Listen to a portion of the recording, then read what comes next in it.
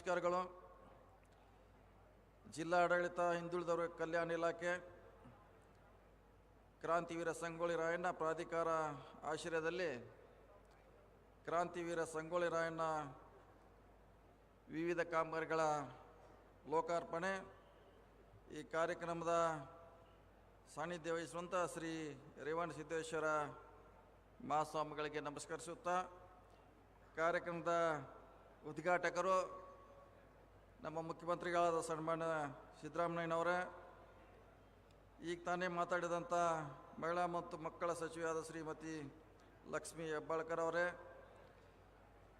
ಹಿಂದುಳಿದ ವರ್ಗಗಳ ಕಲ್ಯಾಣ ಸಚಿವರಾದ ಶಿವರಾಜ್ ತಂಗಡಿಗೆ ಅವರೇ, ಇನ್ನೋರ್ವ ಸಚಿವರು ಆತ್ಮೀಯರಾದ ಬೈರ್ತಿ ಸುರೇಶ್ ಅವರೇ, ಈ ಕಾರ್ಯಕ್ರಮದ ಅಧ್ಯಕ್ಷರು ಸ್ಥಳೀಯ ಶಾಸಕರಾದ ವಿಠಲ್ ಅಲಿಗೇಕರ್ ಅವರೇ, ನಮ್ಮ ಗ್ಯಾರಂಟಿಯ ರಾಜ್ಯಾಧ್ಯಕ್ಷರಾದ ಎಚ್.ಎಂ. ರೇವಣ್ಣ ಅವರೇ, ಅಂಜಲಿ ನಿಂಬಾಳ್ಕರ್ ಅವರೇ, ವೇದಿಕೆ ಮೇಲಿರುವ ಎಲ್ಲ ಶಾಸಕ ಸಹೋದರಿಗಳೇ, ಈ ಕಾರ್ಯಕ್ರಮದಲ್ಲಿ ಭಾಗವಹಿಸಿದ ಎಲ್ಲ ಆತ್ಮೀಯ ಬಂಧುಗಳೇ, ಮಾಧ್ಯಮದ ಮಿತ್ರರೇ, ಇವತ್ತು ಸಂಗೊಳ್ಳಿಯಲ್ಲಿ ಒಂದು ಐತಿಹಾಸಿಕ ಕಾರ್ಯಕ್ರಮ ಸಂದರ್ಭ ಅಂತ ಹೇಳಿಸ್ಲಿಕ್ಕೆ ಭಾಳ ಸಂತೋಷ ಆಗ್ತಾ ಇದೆ.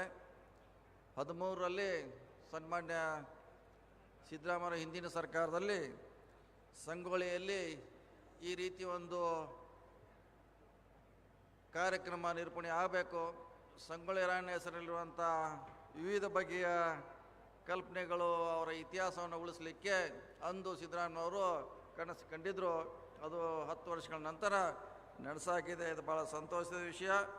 ವಿಶೇಷವಾಗಿ ಸಂಗೊಳ್ಳಿ ಗ್ರಾಮದಲ್ಲಿ ಸಂಗೊಳ್ಳಿ ರಾಯಣ್ಣ ಹೆಸರು ಸೈನಿಕ ಶಾಲೆಯನ್ನು ಈಗಾಗಲೇ ನಾವು ಲೋಕಾರ್ಪಣೆ ಮಾಡಿದ್ದೇವೆ.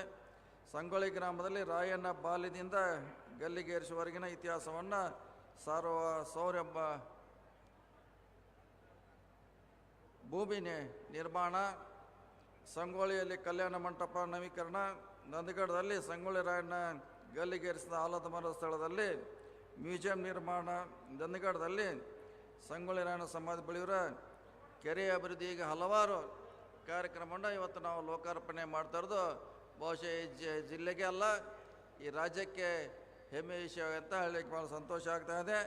ಜೊತೆಗೆ ಇವತ್ತಿನಿಂದ ನಂದಗಡ ಬಹುಶಃ ಒಂದು ಪ್ರವಾಸಿ ಆಕರ್ಷಣೆ ಕೇಂದ್ರ ರಾಜ್ಯ ರಾಷ್ಟ್ರ ಮಟ್ಟದಲ್ಲಿ ಗಮನ ಸೆಳೆದಂತ ನಾ ಭಾವಿಸಿದ್ದೇನೆ. ಬಹುಶಃ ಭಾಳಷ್ಟು ಜನ ಇಲ್ಲಿ ಬಂದಾರ ನೋಡಿ, ಇಲ್ಲಿ ನೋಡಬೇಕು ನೀವು ಒಂದು ಸಾರಿ ಹೋಗಿ ಮ್ಯೂಸಿಯಂ ಯಾವ ರೀತಿ ಇದೆ, ಯಾವ ರೀತಿ ಡೆವಲಪ್ ಆಗಿದೆ ಅಂತ. ಬಹುಶಃ ಇವತ್ತು ಸಮಯ ಸಾಲಲ್ಲ, ಒಂದು ಸಾರಿ ಬಂದರೆ ಪೂರ್ಣ ಇಡೀ ದಿವಸ ಅದನ್ನು ನೋಡಲಿಕ್ಕೆ ಬೇಕಾಗ್ತದೆ. ಬಹುಶಃ ಯಾವ ರೀತಿ ಹಂಪಿ ಇದೆ, ಮೈಸೂರು ದಸರಾ ಇದೆ, ಆ ರೀತಿ ಇದು ನಿರಂತರ ಒಂದು ಪ್ರವಾಸಿ ಸ್ಥಾನ. ಜೊತೆಗೆ ಸಂಗೊಳ್ಳಿ ರಾಯಣ್ಣ ಇತಿಹಾಸ ಈ ದೇಶಕ್ಕೆ ಗುರುತು ಮಾಡುವಂಥ ಪ್ರಯತ್ನ ಸನ್ಮಾನ್ಯ ಸಿದ್ದರಾಮಯ್ಯ ಆಗಿದೆ. ಅದಕ್ಕಾಗಿ ನಿಮ್ಮೆಲ್ಲರ ಪರವಾಗಿ ಅವ್ರಿಗಿಂತ ಅಭಿನಂದನೆಗಳನ್ನು ಸಲ್ಲಿಸಲಿಕ್ಕೆ ಇಚ್ಛೆಯನ್ನು ವ್ಯಕ್ತ ಮಾಡ್ತಾ, ಭಾಳ 10 ವರ್ಷಗಳಲ್ಲಿ ತಡವಾದರೂ ಕೂಡ ಒಂದು ಒಳ್ಳೆಯ ಕಾರ್ಯಕ್ರಮ ಇವತ್ತು ಆಗಿದೆ ಅಂತ ಭಾಳ ಸಂತೋಷ ಆಗ್ತದೆ. ಜೊತೆಗೆ ನಮ್ಮ ಇಲಾಖೆಯಿಂದ ಕಳೆದ 2 ವರ್ಷಗಳಲ್ಲಿ ಸುಮಾರು 70 ಕೋಟಿಗಿಂತ ಅಧಿಕ ಹಣವನ್ನು ರಸ್ತೆ ಸೇತುವೆಗೆ ಖರ್ಚು ಮಾಡಂತ ಹೇಳಲಿಕ್ಕೆ ನನಗೆ ಸಂತೋಷ ಆಗ್ತಾಯಿದೆ. ವಿಶೇಷವಾಗಿ ಈ ಸಾರಿ ಸುಮಾರು 3 ಬ್ರಿಡ್ಜ್ಗಳನ್ನು ಖಾನಾಪುರ ತಾಲೂಕಿನಿಂದ ನಾವು ಮಾಡ್ತಾಯಿದ್ದೀವಿ. ಅದು ಸಿನ್ನೂರು ಹೆಮ್ಮಡಗ ರಸ್ತೆಯ 8 ಕೋಟಿಯಲ್ಲಿ, ನಾಗರಗಾಳಿ ಮತ್ತು ಕಟಕ 15 ಕೋಟಿಯಲ್ಲಿ, ಜಜ್ ಚಾಂಬೋಟಿ ರಸ್ತೆಯಲ್ಲಿ ಸುಮಾರು 9 ಕೋಟಿಯಲ್ಲಿ 3 ಬ್ರಿಡ್ಜ್ಗಳನ್ನು ಈ ಸಾರಿ ನಾವು ಖಾನಾಪುರದಲ್ಲಿ ತೆಗೆದುಕೊಳ್ಳೋ ಜೊತೆಗೆ ನಾವು ರಸ್ತೆಗಳನ್ನು ಕೂಡ ಅಭಿವೃದ್ಧಿ ಮಾಡುವಂಥ ಇವತ್ತು ಸಾಗ್ತಾ ಇದ್ವಿ. ಯಾವಾಗ ನಮ್ಮ ಕಾಂಗ್ರೆಸ್ ಸರ್ಕಾರ ಇದೆ ಆ ಸಂದರ್ಭದಲ್ಲಿ ಖಾನಾಪುರದಲ್ಲಿ ಹಲವಾರು ಅಭಿವೃದ್ಧಿ ಕಾರ್ಯಗಳನ್ನು ಮಾಡುವಂಥ ಪ್ರಯತ್ನ ಮಾಡಿದ್ವಿ. ಅದು 100 ಆಸ್ಪತ್ರೆ ಇರ್ಬೋದು, MHC ಇರ್ಬೋದು, ಅಥವಾ ಕುಡಿಯುವ ನೀರಿನ ಯೋಜನೆ ನದಿಯಿಂದ ಕೊಡುವಂಥ ಕಾಮಗಾರಿಗಳಿರ್ಬೋದು, ಅನೇಕ ಮನೆ ಹಂಚಿಕೆ ಕೊಡುವಂಥ ಕಾರ್ಯಕ್ರಮ ಇರ್ಬೋದು, ಹಲವಾರು ಕಾರ್ಯಕ್ರಮವನ್ನು ಹಿಂದಿನ ಸರ್ಕಾರದಲ್ಲಿ ಈ ಸರ್ಕಾರದಲ್ಲಿ ಖಾನಾಪುರಕ್ಕೆ ಕೊಡುವಂಥ ಪ್ರಾಮಾಣಿಕ ಪ್ರಯತ್ನ ಆಗ್ತದೆ ಅಂತ ಹೇಳಲಿಕ್ಕೆ ನನಗೆ ಭಾಳ ಹೆಮ್ಮೆ ಆಗಿದೆ. ವಿಶೇಷವಾಗಿ ಮತ್ತೊಮ್ಮೆ ಇವತ್ತಿನಿಂದ ನಂದಗಡ ಭಾರತದ ಭೂಪಟದಲ್ಲಿ ಬಹುಶಃ ಬರ್ತದೆ ಅಂತ ನಮಗೆಲ್ಲ ಬೆಳಗಾವಿ ಜಿಲ್ಲೆಯವರಿಗೆ ಹೆಮ್ಮೆ ಅನ್ನಿಸ್ತಾ ಇದೆ. ಅದಕ್ಕಾಗಿ ಇದು ಎಲ್ಲರೂ ಬಂದು ನೋಡುವಂಥ ಕರ್ನಾಟಕ ಸರ್ಕಾರ ಒಂದು ಸಂಗೊಳ್ಳಿ ರಾಯಣ್ಣ ಇತಿಹಾಸ ಇರ್ಬೋದು, ಇತಿಹಾಸ ಜೊತೆಗೆ ಹಲವಾರು ಇವತ್ತು ನಾವು ಅಭಿವೃದ್ಧಿ ಕಾರ್ಯಗಳನ್ನು ಈ ಭಾಗದಲ್ಲಿ ಮಾಡಲಿಕ್ಕೆ ನಮ್ಮ ಸರ್ಕಾರ ಅತ್ಯಂತ ಪ್ರಾಮಾಣಿಕ ಪ್ರಯತ್ನ ಆಗಿದೆ.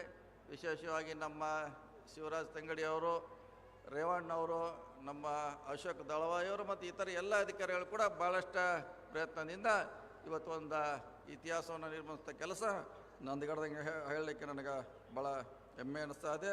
ಇದಕ್ಕಾಗಿ ಮತ್ತೊಮ್ಮೆ ಕರ್ನಾಟಕ ಸರ್ಕಾರ, ಸಿದ್ದರಾಮಯ್ಯವರು ಎಲ್ಲ ಅದರ ಸೌದಿಗಳು 10 ವರ್ಷಗಳಲ್ಲಿ ಮಾಡಲಿಕ್ಕೆ ಪ್ರಯತ್ನ ಪಟ್ಟ ಎಲ್ಲರಿಗೂ ಅಭಿನಂದಿಸಿ ನನ್ನ ಮಾತು ಮುಗಿಸು. ನಮಸ್ಕಾರ ಎಲ್ಲರಿಗೂ.